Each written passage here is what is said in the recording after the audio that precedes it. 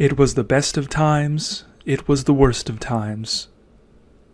Call me Ishmael. To be or not to be, that is the question. Quoth the raven, nevermore. There are famous ones, the ones drilled into our minds from childhood, the ones we memorize before we even know their context. And then there are ones lesser known, but are ones no less. When I am king, they shall not have bread and shelter only, but also teachings out of books, for a full belly is little worth where the mind is starved. There is a wisdom of the head, and there is a wisdom of the heart. Not being heard is no reason for silence. I like that one. Something about words and their presence, the respect they command. It's an abstract force inside of the human identity that is vulnerable yet powerful. Since we are helpless without language, needing its service to merely exist alongside others, language then makes slaves of us all.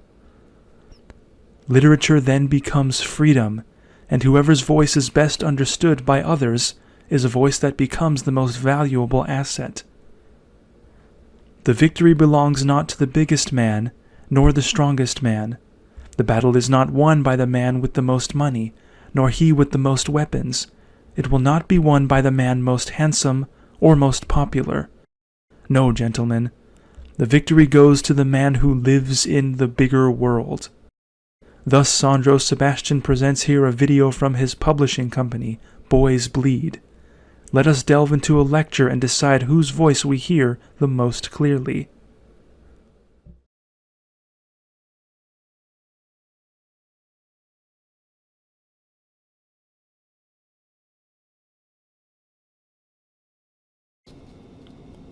What about your personal reading practice, Sandro Sebastian? How do you go about it? Is it like an hour each night before bedtime? Maybe you wake up in the early morning and read an hour before getting to work? How many do you read at once, like 2 or 3 or like 10 or 12? Well, let me first say that I don't read every single day, or even every single week. Reading every single day, if you're not a book critic or English professor, or someone going after an English literature degree or something of the like, to have the time and or reason to block out your schedule for reading every single day is not practical for most of us, and maybe not even necessary. I have never been able to get into the habit of reading before bedtime, because in the evening, after the day's work is done, and all the mental energy is spent for the day, I start reading and I nod off after like 15 minutes. Even if the book is interesting. It's not because the book is boring. Just to help anyone else out there who struggles with this, I think even the best of us struggle with this because I certainly do. Whenever you feel your head drooping or you doze off during reading, it is frustrating because it's not due to lack of interest in the material. Even when reading books I like, and ones I've read before, and I want to read again, I'll be dozing off and slapping myself awake like, come on, I'm into this. I want to know what this author has to say. Let's focus here. I don't know what this phenomenon is. Interestingly, as I once heard an English professor in another YouTube video describe, as I was watching other videos in my category to see who is suggested alongside you by the algorithm and figure out how to fit in and yet stand out at the same time, I heard him say something about the root cause of kids not liking reading in the modern world is the way we teach people to read in our society. Like school assignments that you skim through and scan the information and get the gist well enough to pass a test. It feels like a chore. And that's just not what reading is as a psychological exercise. That's not what your brain is supposed to be doing while it's reading. You are supposed to delve into your deeper, vulnerable side that relies on language to feel appropriate about yourself. Language is a part of your identity, as is storytelling. When you are scanning for information by force of habit and not reading, then your mind is more likely to shift into autopilot and subsequently doze off. It also might be a sign that you are not getting enough sleep. So when your body is comfortable and you're in a quiet room and your mind has shifted into autopilot, just scanning the words for information, but not experiencing the humanity in the words or the scenario, you've tricked your mind into thinking it's time for a quick nap, maybe? That's my theory as to why reading makes you nod off, even when the book is something you are into. Leave a comment in the comments section if you have your own theory about this. Either way, about 15 years ago, as it is December of 2024 as I record this, when I was an undergraduate English minor, I realized, when I decided I needed to up my reading regimen to increase my skills as a writer, that I had to teach myself to read all over again. It's not enough to decipher the language on the page and scan for information. I have to teach myself how to read. Like, what is reading really? What kind of activity is this? And what are people after all? How is it not watching television or listening to pop music on the radio? And as always with any art form, there are not wrong answers, only boring answers. Whatever you have to do to keep it interesting for yourself.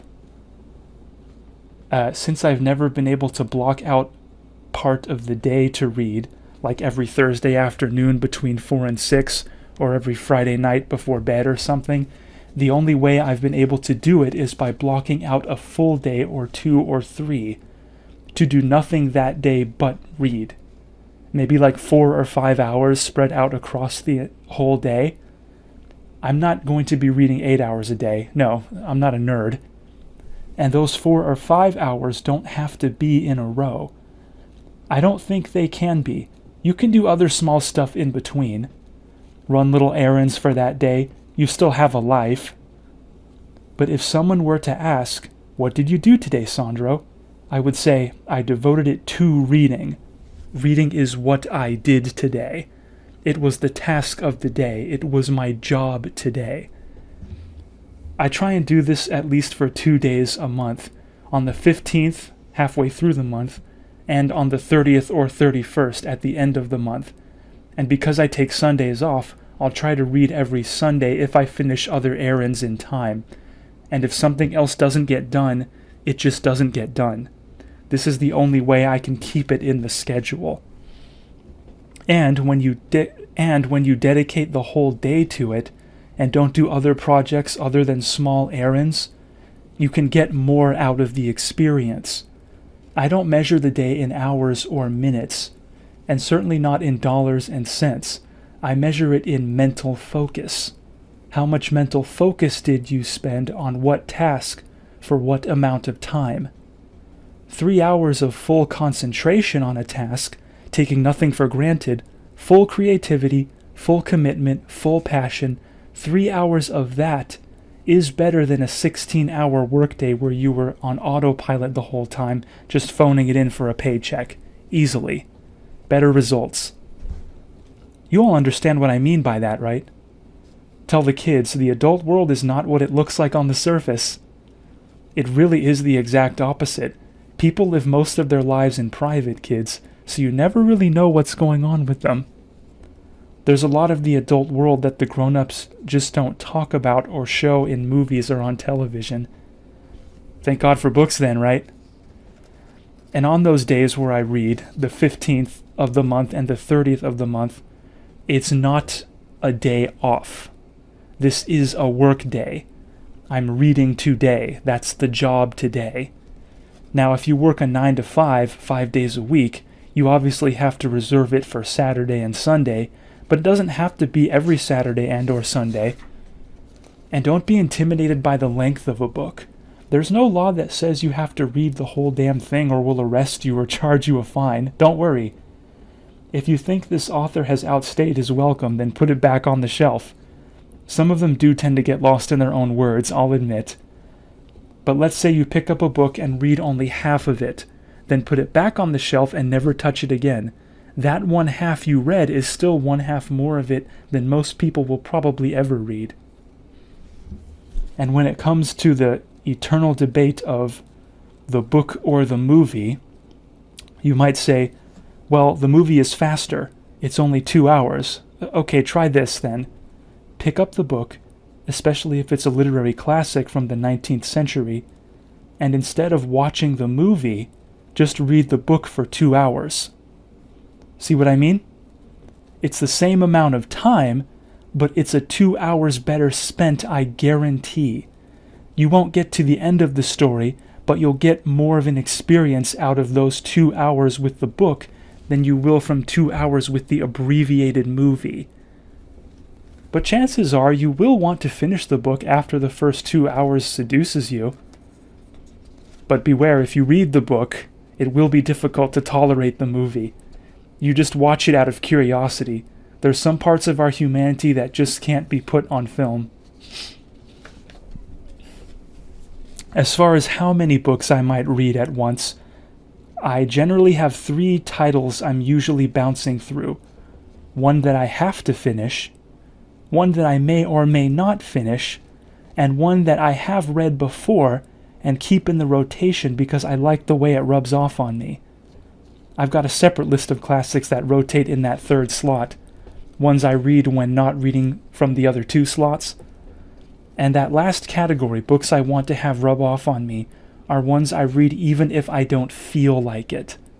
Even if it feels a bit of a chore, I just know I'll get something new out of it every time, something that makes me more civilized.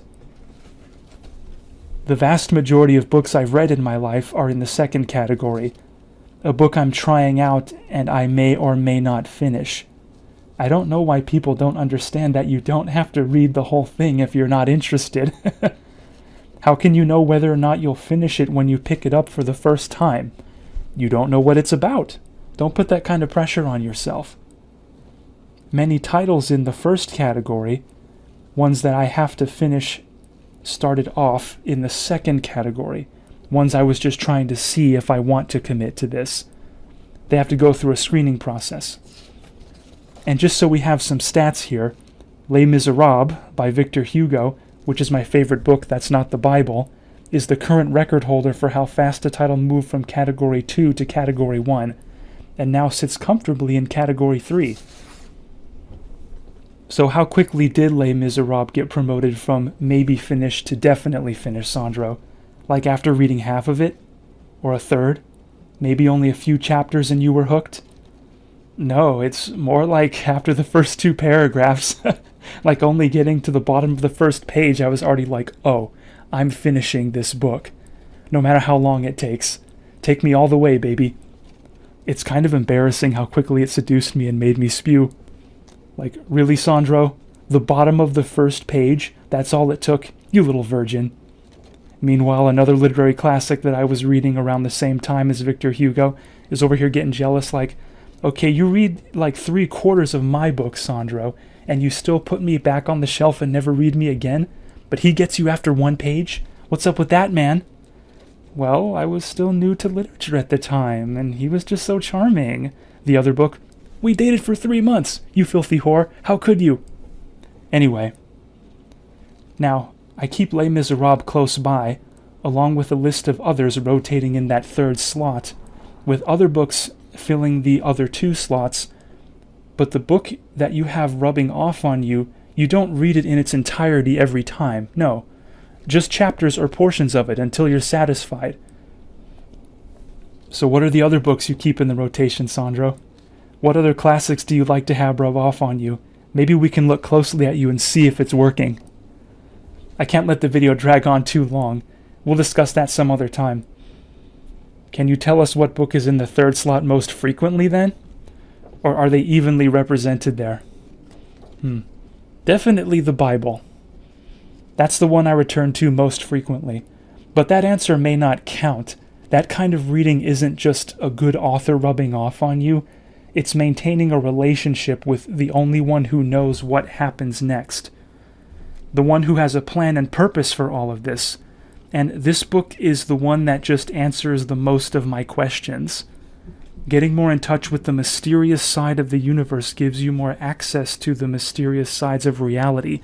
As an artist, how can I say no to that? It only makes me better at my job. The part of it we all don't see in the molecules in a petri dish. Got to learn to see with more than just your eyes, kids. That's where all the good stuff is happening.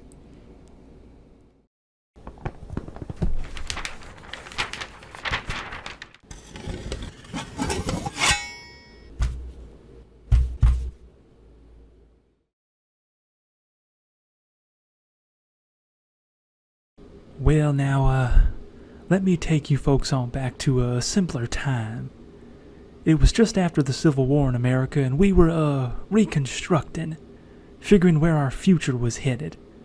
I'm talking, of course, about the time of Mark Twain and the adventures of Tom Sawyer. Times were a lot simpler then, and I know you young folks don't care much for old granddad reminiscing and all. No, anyway. The year of publication for The Adventures of Tom Sawyer was 1873. This was a decade after the Civil War and the assassination of Abraham Lincoln, the first successful assassination of the United States president. And what we forget nowadays is that the reason it was successful is because back in those days, the president did not have bodyguards. Shocking as it sounds to our ears. The world back then was so much more mellow, and the idea of someone shooting a president was so unthinkable that no one thought he needed them. Bodyguards, that is. And even after Lincoln was assassinated and his vice president Andrew Johnson took over, they still didn't give him bodyguards. They thought it was a fluke. Then a few decades later, President James Garfield is assassinated, and they just thought it was a second fluke, because his replacement, Chester Arthur, still didn't receive any security. It wasn't until William McKinley was assassinated that they decided, okay, times are changing, we need to keep up. So McKinley's vice president, a man by the name of Teddy Roosevelt, maybe you've heard of him, the rock star president he is, was the first U.S. president to have a detachment of the Secret Service to cover him 24/7, around the turn of the 20th century. And the public seeing this change within their lifetime, it must have bummed them out as to how times were changing. A certain kind of innocence, if you will, was lost. And our scope of what humanity is and what is possible out there changes forever. If I were to offer a personal definition of art and its purpose, I like to think of it not as a direct science, philosophy, or social study, but as a general discussion of the shape of the human imagination at its point in history, our general impression of what kind of place the world is, and what kind of people that people are, how we look on the inside, and what we make of all this as we live inside of it day to day. As a wise man once said, the world is not the same thing as the planet. The planet is a ball of dirt and water. The world is what's happening in the hearts and minds of people. Society is a non-physical abstract thing that only exists in our heads, yet affects our behavior. The Adventures of Tom Sawyer was published in 1873 when Ulysses S. Grant was president. Now, Grant didn't have bodyguards, but the Lincoln assassination had already happened, so the country had shifted, but not as much as it would after 2 more presidents would be murdered. And the author, Mark Twain, was born in 1835, and he's writing from the perspective of his own childhood, before the Civil War even. Talk about innocence lost. Nothing that violent had ever happened in the country before that, which must be what opened the door for a political assassination of the president. This John Wilkes Booth guy, then, man, somebody's got balls of brass. But anyway, the world that Tom Sawyer takes place in is before that historical event. Let's read it from that perspective, starting with the intro. First chapter, first page. Tom, no answer. Tom, no answer. What's gone with that boy, I wonder? You, Tom! No answer. The old lady pulled her spectacles down and looked over them about the room. Then she put them up and looked out under them. She seldom or never looked through them for so small a thing as a boy. They were her state pair, the pride of her heart, and were built for style, not service. She could have seen through a pair of stove lids just as well. She looked perplexed for a moment and then said, not fiercely, but still loud enough for the furniture to hear, "Well, I lay if I get hold of you, I'll—" She did not finish, for by this time she was bending down and punching under the bed with the broom, and so she needed breath to punctuate the punches with. She resurrected nothing but the cat. "I never did see the beat of that boy." She went to open the door and stood in it and looked out among the tomato vines and jimson weeds that constituted the garden. No Tom. So she lifted her voice at an angle calculated for distance and shouted, "You, Tom!" There was a slight noise behind her, and she turned just in time to seize a small boy by the slack of his roundabout and arrest his flight. "There! I might have thought of that closet. What you been doing in there?" "Nothing." "Nothing? Look at your hands. Look at your mouth. What is that truck?" "I don't know, Aunt." "Well, I know. It's jam, that's what it is. 40 times I said, if you don't let that jam alone, I'd skin you. Hand me that switch." The switch hovered in the air. The peril was desperate. "My, look behind you, Aunt." The old lady whirled around and snatched her skirts out of danger. The lad fled on the instant, scrambled up the high-board fence, and disappeared over it. His Aunt Polly stood surprised for a moment, and then broke into a gentle laugh. "Hang the boy, can't I never learn anything? Ain't he played me tricks enough like that for me to be looking out for him by this time? But old fools is the biggest fools there is. Can't learn an old dog new tricks, as the saying is. But my goodness, he never plays them alike. 2 days, and how's a body to know what's coming?" Now that intro, just the woman calling his name, is one of the more underrated intros, I think, in the canon of English language literature. It doesn't get as much publicity as maybe It Was the Best of Times, It Was the Worst of Times, or 77 Years Ago, or Call Me Ishmael. The woman barking his name over and over without Tom responding is what I call introducing a character without introducing him. This Tom Sawyer, whoever he is at this point, is apparently the kind of kid who doesn't answer when his guardian calls. That's literally the first thing we learn about him, and it's the first thing that happens in the story. We're already being taken somewhere distinct. Even the bumpy rhythm of her blurting out his name, and the silence in between, is a unique literary gesture. Twain is definitely one of those champions of individuality.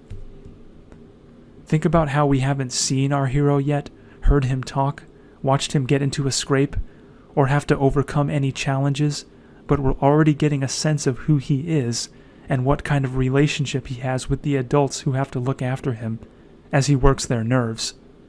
You get the sense that this kind of defiance is not uncommon with him. This is real storytelling, maximum results with littlest effort.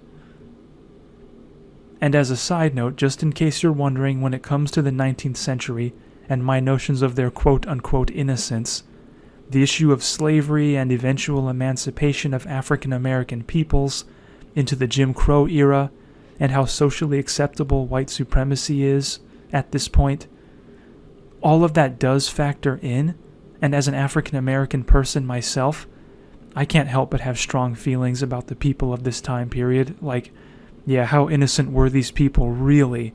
But I'm politely ignoring that discussion, which we could have some other time, and speaking more from the artist in me. I would assume the same would go for a female listener, the issue of women's rights back in those days. Yeah, you say innocent, but how innocent were these people really? But ladies and people of color, we're politely ignoring that part of it for the duration of this conversation because of how compelled I am by this artist, Mark Twain, and a time period where the president could chill out in the open, and how that affects the shape of the human imagination. Can your president do that? So we have to give these old-timers some credit for maintaining a civilized society. But this is assuming I can talk to you like an adult, who has accepted at this point that the world will never be perfect. Not that we shouldn't strive, of course, but no time period has all of the wisdom, and no time period has none of it. And, along with a president that can move in public without escort, we also have to consider how stable the institution of marriage was back then, and how uncommon divorce was in the 1800s, versus how common it is today, after the women's liberation movement of the 20th century. It's to the point where no one trusts the institution anymore and hardly anyone bothers. Marriage, that is. So say what you will about women's rights in the 19th century, at least they knew how to get people married and keep them married. But again, this is assuming I can talk to you like an adult.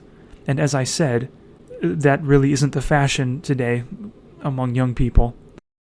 But anyway, thinking about the Tom Sawyer intro, just to give us something to compare it to, let's listen to another famous intro of that same era, Herman Melville's Moby Dick, published in 1851. Call me Ishmael.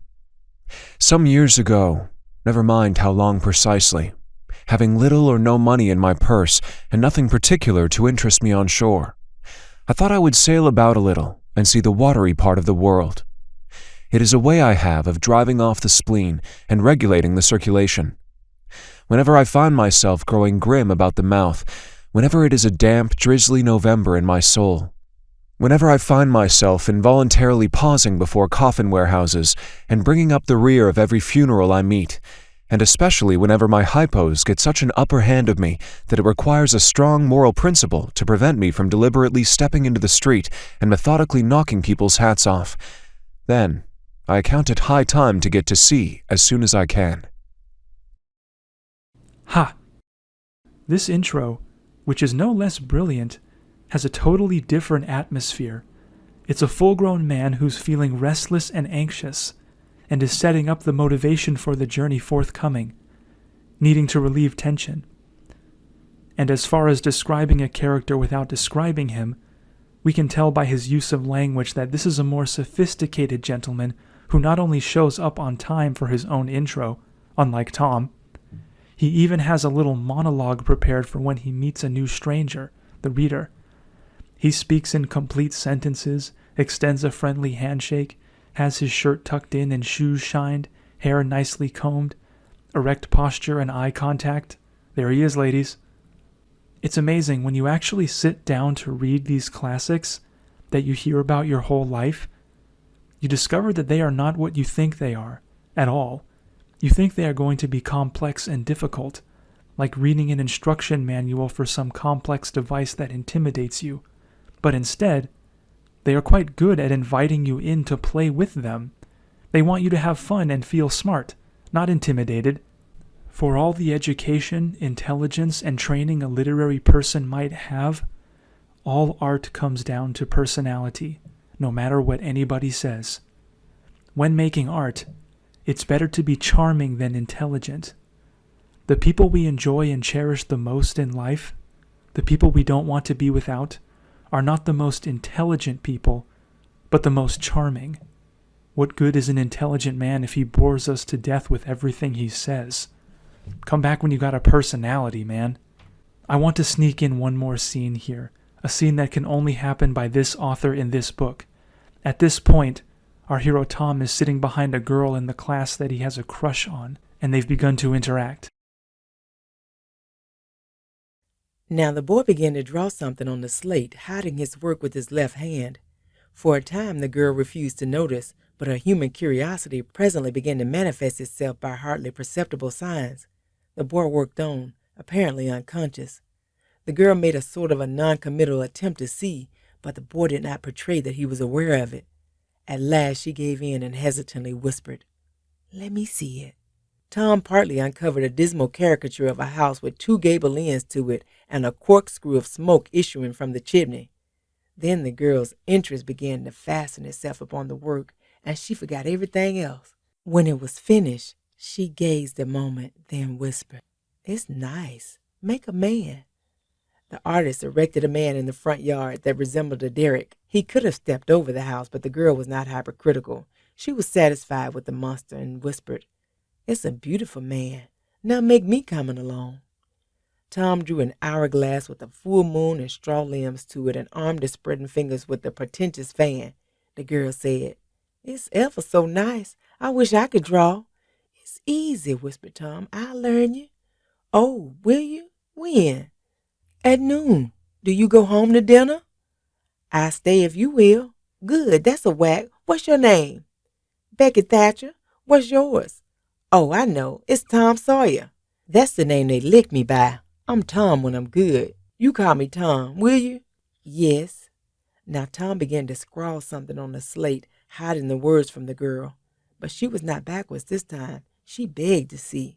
Tom said, Oh, it ain't anything. Yes, it is. No, it ain't. You don't want to see. Yes, I do. Indeed, I do. Please let me. You'll tell. No, I won't. Deed and double deed I won't. You won't tell anybody at all, ever, as long as you live? No, I won't tell anybody. Now let me. Oh, you don't want to see. Now that you treat me so, I will see. And she put her small hand upon his, and a little scuffle ensued. Tom pretending to resist in earnest, but letting his hand slip by degree till the words were revealed. I love you. Oh, you bad thing! And she hit his hand a small rap, but reddened and looked pleased nevertheless. Little smooth operator right there, right? See, that's how you handle that. All you have to do to tell a story is to know what feeling like a person feels like. No matter the time period, age group, social demographic, or nationality, feeling human is something that never goes out of style.